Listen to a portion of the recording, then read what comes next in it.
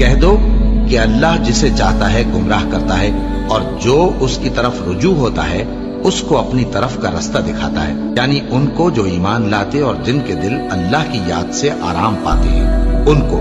اور سن رکھو کہ اللہ کی یاد سے ہی دل آرام پاتے ہیں۔ جو لوگ ایمان لائے اور عمل نیک کیے ان کے لیے خوشحالی اور عمدہ ٹھکانہ ہے۔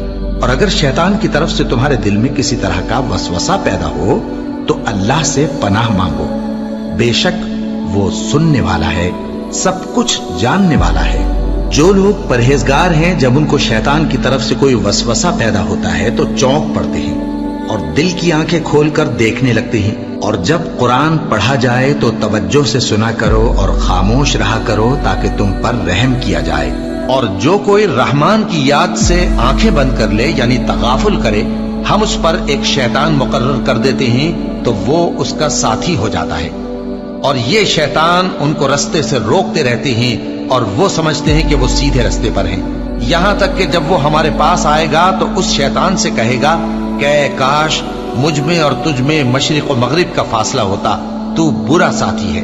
اے اہل ایمان، اللہ کا بہت بہت ذکر کیا کرو اور صبح و شام اس کی پاکی بیان کرتے رہو، وہی تو ہے جو تم پر رحمت بھیجتا ہے اور اس کے فرشتے بھی، تاکہ تم کو اندھیروں سے نکال کر روشنی کی طرف لے جائے۔ اور اللہ مومنوں پر مہربان ہے۔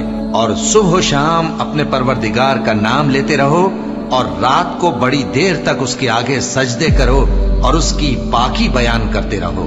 اے نبی، یہ کتاب جو تمہاری طرف وحی کی گئی ہے اس کو پڑھا کرو اور نماز کے پابند رہو۔ کچھ شک نہیں کہ نماز بے حیائی اور بری باتوں سے روکتی ہے، اور اللہ کا ذکر سب سے بڑا ہے، اور جو کچھ تم کرتے ہو اللہ اسے جانتا ہے۔ مومنو، جو پاکیزہ چیزیں اللہ نے تمہارے لیے حلال کی ہیں ان کو حرام نہ کرو، اور حد سے نہ بڑھو کہ اللہ حد سے بڑھنے والوں کو دوست نہیں رکھتا۔ اور جو حلال و طیب روزی اللہ نے تم کو دی ہے اسے کھاؤ، اور اللہ سے جس پر ایمان رکھتے ہو ڈرتے رہو۔ ایمان والو، شراب اور جوا اور بت اور پانسے یہ سب ناپاک کام اعمال شیطان سے ہیں، سو ان سے بچتے رہنا تاکہ تم کامیاب ہو جاؤ۔ شیطان تو یہ چاہتا ہے کہ شراب اور جوئے کے سبب تمہارے آپس میں دشمنی اور رنجش ڈلوا دے اور تمہیں اللہ کی یاد سے اور نماز سے روک دے۔ تو کیا تم لوگ ان کاموں سے باز آؤ گے؟ جو شخص نیک اعمال کرے گا، مرد ہو یا عورت، اور وہ مومن بھی ہوگا، تو ہم اس کو دنیا میں پاک زندگی بسر کروائیں گے اور آخرت میں ان کے اعمال کا نہایت اچھا صلہ دیں گے۔ سو جب تم قرآن پڑھنے لگو تو شیطان مردود سے اللہ کی پناہ مانگ لیا کرو۔ حقیقت یہ ہے کہ جو مومن ہیں اور اپنے پروردگار پر بھروسہ رکھتے ہیں ان پر اس کا کچھ زور نہیں چلتا، اس کا زور انہی لوگوں پر چلتا ہے جو اس کو رفیق بناتے ہیں۔ اور چل، تو اس سے راضی، وہ تجھ سے راضی، سو تو میرے خاص بندوں میں شامل ہو جا اور میری بہشت میں داخل ہو جا۔